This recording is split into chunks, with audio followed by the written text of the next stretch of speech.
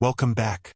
The frequent task when dealing with time may be simply getting the current date and time for logging, timestamps, or display.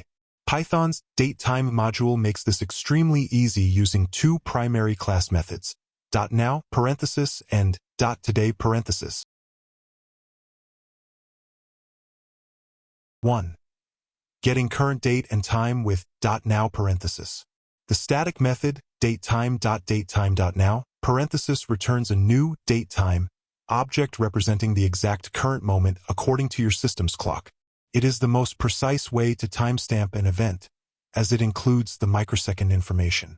The object returned is, of course, a datetime object, meaning it contains all date and time components. 2. Getting current date with .today parenthesis.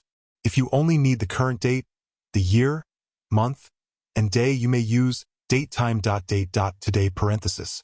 This method returns a date object, not a datetime object. It's often cleaner to use this when the time component is irrelevant, such as recording someone's birth date or the current business day. 3. Extracting components and timestamping. Once you have a current datetime object using .now parenthesis, you can apply everything we learned previously.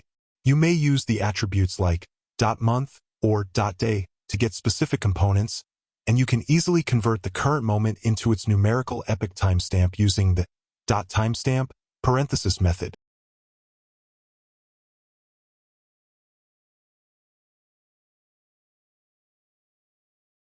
To summarize, getting the current time is simple with .now and .today. Our next lecture 25.04, Combining Date and Time. See you there.